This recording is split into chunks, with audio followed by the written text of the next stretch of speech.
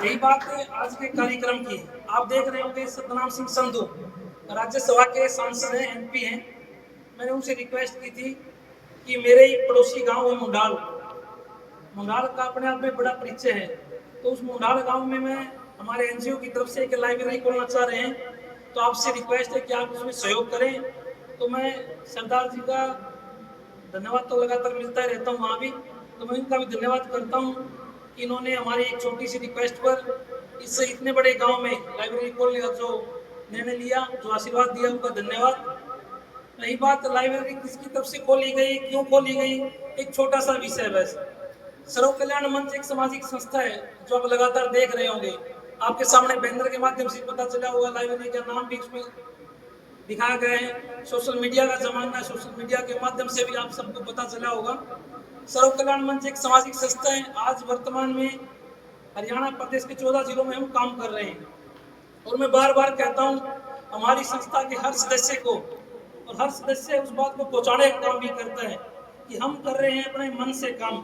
आप लोगों के आशीर्वाद से, आप लोगों के सुझाव से जो हमें लगता है कि ये अच्छा काम है, इसको करने से समाज में फायदा मिलेगा, युवाओं को फायदा मिलेगा, वही हम करने के लिए तत्पर रहते हैं और लगातार करते रहेंगे। आपकी जो ऊर्जा, जो प्रेरणा हमें मिलती रहती है, इसी की बदौलत आज 5वीं लाइब्रेरी का उद्घाटन हम कर रहे हैं। और आप सबके आशीर्वाद से वो लाइब्रेरी इतनी अच्छी चल रही है। मुझे आशा उम्मीद है कि ये लाइब्रेरी भी आपके सहयोग से अच्छी चलेगी। रही बात लाइब्रेरी की जरूरत क्या थी, आप देख रहे होंगे प्रदेश के सभी गांव में हर प्रकार की बिल्डिंगें बनी हुई हैं, स्कूल बने हुए हैं, अस्पताल बने हुए हैं, कार्यालय बने हुए हैं। लेकिन उन कार्यालय, उन बिल्डिंगों को चलाने के लिए जिस चीज़ की कमी महसूस होती है, वो कमी अगर हम पूरी कर सकते हैं तो लाइब्रेरी में पढ़कर, लाइब्रेरी के माध्यम से पूरी कर सकते हैं। तभी एक विचार ये मन में आया कि क्यों ना हम लाइब्रेरी ओपन करें और लाइब्रेरी में युवाओं को प्रेरित करें, युवा आए। और अगर इसका श्रेय मैं किसी को देना चाहता हूँ, आज से पहले मैं किसी सरकार की, किसी नेता की आलोचना नहीं करना चाहूँगा। जब से हरियाणा प्रदेश बना है, अनेक प्रकार की सरकारें, अनेक दलों ने सरकारें बनाई हैं और उस समय के सभी मुख्यमंत्रियों ने अपने अपने हिसाब से अच्छा करने का काम किया है, सबने अच्छा ही किया हुआ। लेकिन अगर मैं 2014 की बात करूँ, 14 के बाद जो सरकार बनी, आपने देखा होगा एक व्यवस्था परिवर्तन हुआ। जो लाइब्रेरियां पहले भी बनी होती थी, लेकिन उन लाइब्रेरियों पे स्कूलों में ताले लगे होते थे क्योंकि युवाओं का मन बहुत कम करता था। उनको लगता था कि मेहनत भी करें, जाना भी शुरू करें, वहाँ टाइम भी लगाएं, लेकिन उम्मीद नहीं थी नौकरियां मिलने की।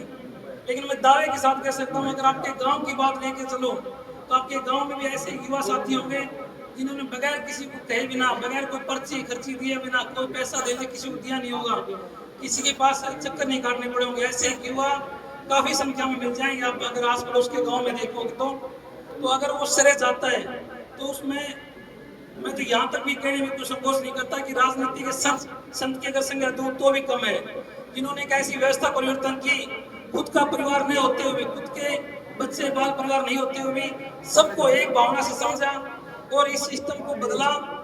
और आज मैं देखता हूँ कि 14 के बाद ऐसे हजारों की संख्या में युवा बिन पर्ची, बिन खर्ची के दावे को साबित कर रहे हैं और हम अपनी नौकरियां दे रहे हैं, प्रदेश और देश की नौकरियों में सेवा कर रहे हैं। तो उसमें इंसान को भी धन्यवाद देता हूँ। उसकी बदौलत आज मैंने फैसला लिया कि एक लाइब्रेरी ओपन की जाए और आप सबके आशीर्वाद से वो लाइब्रेरी आज ओपन कर भी ली।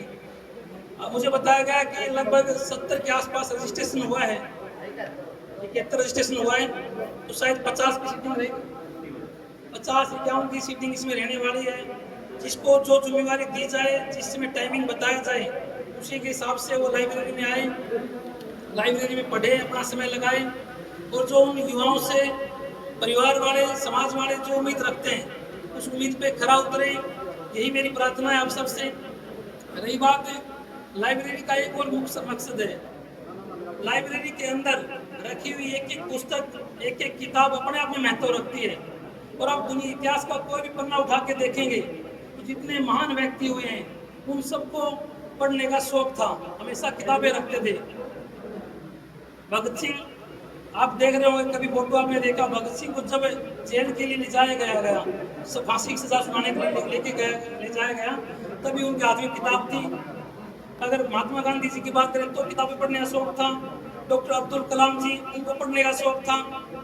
स्वामी विवेकानंद जी, जिन्होंने दुनिया में अपने देश का, राष्ट्र का सिक्का जमाया, उनको पढ़ने का शौक था।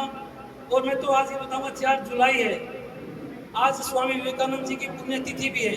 मैं आप सबके माध्यम से स्वामी विवेकानंद जी को पुण्यतिथि के अवसर पर सत नमन करता हूँ, श्रद्धांजलि अर्पित करता हूँ आप सबके माध्यम से। और एक बहुत बड़ी बात, बाबा भीमराव अम्बेडकर जी, जिनको सबसे शिक्षित, सबसे पढ़ा लिखा इंसान जिसको माना जाता है, आज जिस चौपाल में लाइब्रेरी खोलने का सौभाग्य हमें मिला, वो भी बाबा भीमराव अम्बेडकर चौपाल के नाम से है। उस समाज को, उस इलाके को, सबको बधाई देता हूँ कि आप लोगों ने ऐसा मौका हमारे मंच की टीम को दिया कि हमने बाबा भीमराव अम्बेडकर के चरणों में बैठकर ये लाइब्रेरी चलाएंगे और ये सफल करेंगे और साबित करके दिखाएंगे। बाबा साहब ने जो सपने दिखाए थे, उन सपनों को पूरा करेंगे। और रही बात बाबा साहब अम्बेडकर की किताबों के प्रति कितना लगाव था उनको, ये बताया गया है कि सबसे बड़ी अगर निजी लाइब्रेरी किसी की थी इस दुनिया में, तो बाबा साहब अम्बेडकर की थी।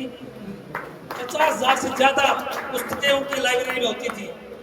और मेरा तो एक सौभाग्य हो रहा है, नागपुर में दीक्षा भूमि के नाम से एक जगह है जहाँ मेरा जाने का सौभाग्य मिला। मैंने उनको वहाँ जाकर उनके समाधि स्थल को अर्पित किया, समाधि स्थल पर नमन किया उनको। तो आप सबसे उन्होंने एक नारा भी दिया था, शिक्षित बनो, संगठित रहो। उसी नारे को सार्थक करते हुए सर्व कल्याण मंच की टीम के साथ मिलके सभी युवाओं से, जिन भी युवाओं ने, बेटियों ने, भाइयों ने रजिस्ट्रेशन करवाया है, यही उम्मीद करूंगा कि वो उस नारे को सार्थक करें, अपने परिवार का, समाज का नाम रोशन करें। और आने वाले समय में जब किसी प्रतियोगिता में आप सफल हो जाएंगे, जब किसी सरकारी सेवाओं के लिए आप जाएंगे, तो जरूर इसी चौपाल में बैठकर, इसी लाइब्रेरी में बैठकर फिर एक बड़े भव्य कार्यक्रम का आयोजन करेंगे, ताकि गांव वालों को पता लगे कि हमने परिवार के सहयोग से, मंच की टीम के सहयोग से, बड़े बुजुर्गों के आशीर्वाद से हमने मुकाम हासिल किया है। और मैं देख रहा हूँ कि बड़े बुजुर्ग हमारे बीच में बैठे हैं, इनसे भी आह्वान करता हूँ, आप लोग भी जरूर पढ़ने का शौक रखें, समय निकाल कर लाइब्रेरी में पहुंचे। मान लो जब बच्चे पढ़ रहे हैं उस समय ना दूसरा कोई टाइम तय कर लें, तो जरूर आना जाना यहाँ रखें। आपके आशीर्वाद से ही ये कार्यक्रम, ये हमारी जो सोच है, ये सपना सफल होगा। और फिर एक बार मैं आसपास के गांव का, प्रमुख व्यक्तियों का धन्यवाद करता हूँ। और सब प्रकार की किताबें हमने यहाँ रखी हैं। फिर भी जो जैसे जैसे जरूरत पड़ती जाएगी, जो डिमांड बच्चों की तरफ से आती जाएगी, उन किताबों को पूरा करने का काम करेंगे। बाबा साहब ने एक बात कही थी उस समय कि 2 रुपए अगर मेरे पास हैं, 1 रुपए का खाना खाऊंगा, 1 रुपए से किताबें खरीदूंगा। मैं उसी बात को दोहराते हुए, मेरे हिस्से का जो मेरी जिम्मेदारी लगी है, किताबें मैं रखवाऊंगा, बाकी का काम आप लोग परिवार के माध्यम से सफल करेंगे।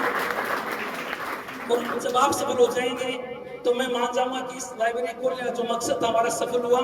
एक ही सपना है, उस सपने को पूरा करना है। और उस सपने के बीच में जो समस्याएं आएंगी, वो समस्याएं मेरी है, सर्व कल्याण मंच की टीम की है। बड़े बुजुर्गों के आशीर्वाद से हम उन समस्याओं को निदान करेंगे। और आप सबसे यही आह्वान है, फिर एक बार मन लगा के पढ़ना है, जो परिवार वालों ने उम्मीदें रखी उसको पूरा करना है। जितना समय आप लाइब्रेरी में लगाएं, मन से लगाना है और कामयाब होकर इस लाइब्रेरी से निकलना है। आप सबका बहुत बहुत धन्यवाद।